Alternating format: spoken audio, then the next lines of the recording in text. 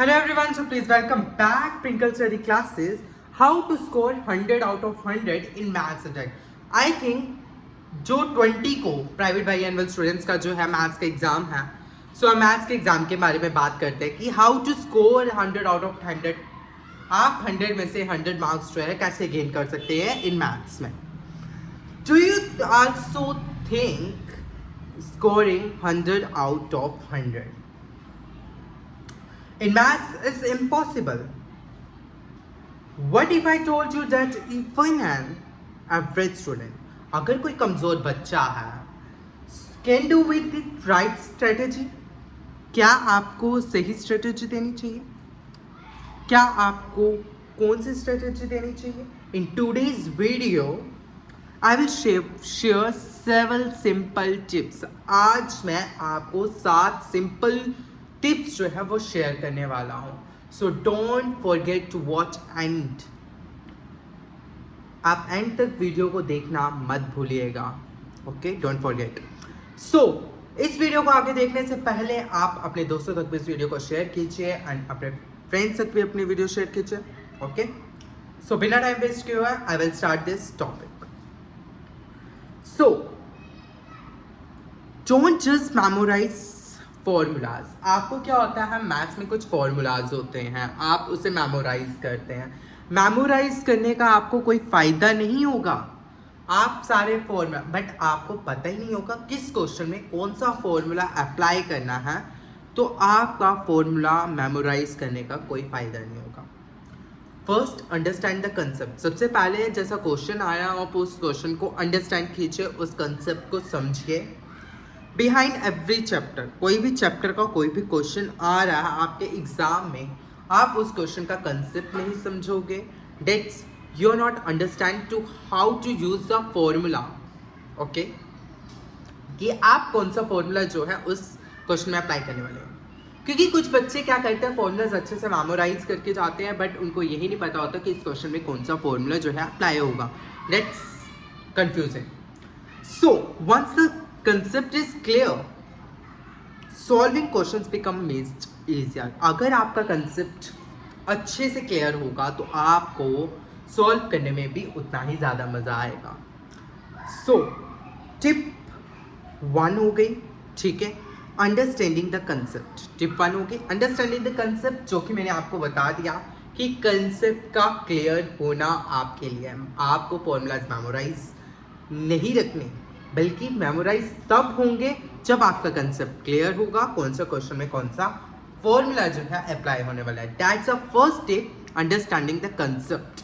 Okay, tip 2, practice every day. क्या है, आपको हर दिन क्या करना है, प्रैक्टिस करनी है. हर दिन आपको प्रैक्टिस करनी है. देखो, आपका एक क्या करो, आप spend at least 30 to 60 minute solving maths daily. अगर आपको डेली प्रैक्टिस करनी है, आपको डेली क्या करना है, अपने मैथ्स की प्रैक्टिस करनी है 30 to 60 मिनट. बच्चे क्या करते हैं, पूरा पूरा दिन मैथ्स को लगे रहेंगे, पूरा पूरा दिन पढ़ेंगे, कोई फायदा नहीं है. अगर आपको तभी भी बोल रहा है तो क्या फ़ायदा आपका इतना बैठने का. अगर आप डेली एवरी डे कंसिस्टेंसी के साथ आप 30 to 60 मिनट भी बैठते हो हर दिन, आप क्या रहोगे, बहुत अच्छे मार्क्स गेन कर सकते हो.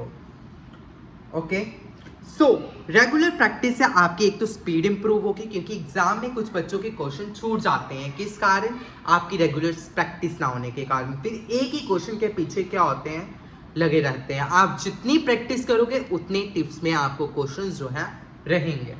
उससे आपकी स्पीड इंप्रूव होगी, एक्यूरेसी एंड कॉन्फिडेंस इंप्रूव होगा. That's the tip 2, regular practice everyday. अब उसके बाद आता है टिप 3. टिप 3 में लर्न फॉर्मूलाज. क्या हमारा पहले टिप में ही फॉर्मूलाज के बारे में आया, don't memorize a formula, but आपको वो मेरा था कि सबसे पहले आपको कंसेप्ट क्लियर होना चाहिए. आपका कंसेप्ट क्लियर होगा, एवरीडे आपकी प्रैक्टिस होगी, उसके बाद आओगे आप फॉर्मूलाज को लर्न करने के लिए, कि फॉर्मूलाज की एक अलग से शीट बनाइए. जिस चैप्टर वाइज आप फॉर्मूला लिखो कि इस चैप्टर में इतने फॉर्मूला आए थे, इस चैप्टर में इतने, इस चैप्टर में इतने. आप अगर एक शीट बनाकर उसे पूरी रेडी करेंगे, आपके लिए काफ़ी ईजियर रहेगा. सो उसके बाद टिप 4 आ गया, solve previous year question paper. तो ये सारे हो गए आपका चैप्टर एवरीडे प्रैक्टिस हो गया, आपके फॉर्मूलाज लर्न हो गया, आपका कंसेप्ट क्लियर हो गया। उसके बाद आप क्या कर सकते हो, टिप 4 में आप प्रीवियस ईयर के क्वेश्चन पेपर सॉल्व कर सकते हो, लास्ट 5 ईयर्स के या उससे ज़्यादा भी आप प्रैक्टिस कर सकते हो, क्योंकि जितने आप previous year question paper practice करोगे उससे आपका कंसेप्ट पेपर पैटर्न आपके दिमाग में रहेगा कि पेपर किस तरीके से आएगा और आपको किस तरीके से जो है पेपर में जो है लिख के आना है, जिससे एग्जामिनर जब आपकी नोटबुक को चेक करे आप वो काफ़ी ज़्यादा इंप्रेस हो और उससे आपको 100 आउट ऑफ 100 लेने में, स्कोर करने में काफ़ी ज़्यादा जो है ईजियर रहे। उसके बाद होता है टिप 5, एनालाइज यूर मिस्टेक्स। अब आप हर दिन क्या कर रहे हो, अपना कंसेप्ट क्लियर कर रहे हो, आप एवरीडे प्रैक्टिस कर रहे हो, आप क्वेश्चन पेपर सॉल्व कर रहे हो, ठीक है, फॉर्मूलाज लर्न कर रहे हो। उसके बाद टिप 5 में आता है एनालाइज यूर मिस्टेक्स। अब आप इतनी प्रैक्टिस के कारण आप जो मिस्टेक्स कर रहे हो आप उसे एनालाइज कीजिए कि मेरी मिस्टेक्स क्या हो रही हैं। Whenever you made a mistake, जब आप मिस्टेक करते हो डोंट इग्नोर इट, आप उसे इग्नोर मत करो। कुछ बच्चे क्या करते हैं, मिस्टेक्स करते हैं उसके बाद इग्नोर कर देते हैं, then you don't ignore it. अगर आप अभी इग्नोर कर रहे हो तो आप अपने साथ खिलवाड़ कर रहे हो, because you are not scored a good marks in maths.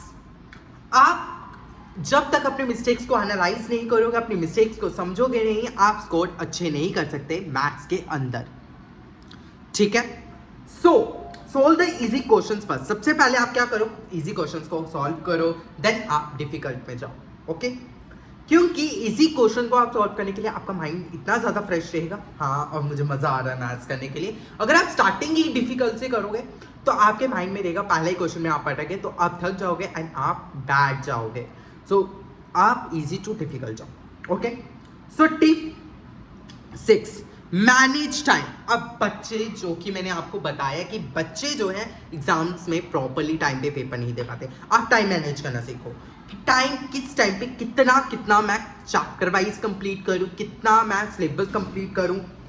During exam don't spend too much time. आप एग्जाम्स के टाइम क्या करते हो, काफ़ी ज़्यादा लंबा टाइम लगा देते हो पेपर को सोल्व करने के लिए। इतना ज़्यादा मत लगाइए, वन क्वेश्चन सोल्व, एक ही क्वेश्चन के लिए इतना टाइम लगाते थे। Solve the easy question first, sorry हाँ, टू मूव डिफिकल्ट आंसर। अगर आपको इजी क्वेश्चन सबसे पहले आता है आप उससे सॉल्व कीजिए, देन डिफिकल्ट में जाइए, क्योंकि ये जो मैंने पहले बताया वैसे ही बिल्कुल सेम टू सेम इस टिप में रहेगा। So please you are careful to understand, ठीक है। सो उसके बाद रिवाइज रेगुलरली। अब आपको हर दिन रिवाइज करना, एवरीडे आप प्रैक्टिस कर रहे हो।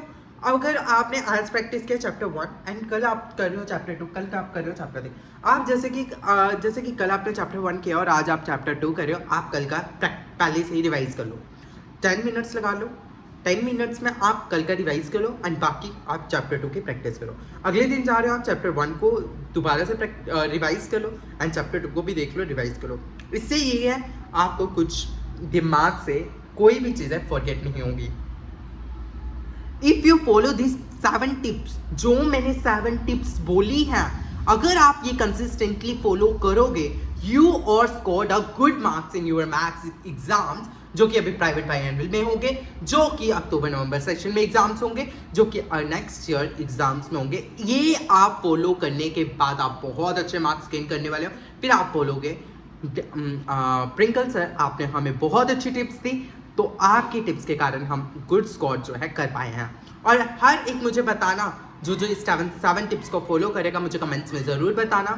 एंड और भी ऐसी वीडियोस के लिए मेरे चैनल को सब्सक्राइब करना मत भूलना। Subscribe my channel Prinkle study classes and then bell icon को ऑन कर लीजिए ताकि मेरी हर एक वीडियो के नोटिफिकेशन जो है आप बच्चों तक पहुँच सके। Your follow this 7 steps to score a good marks. Thank you.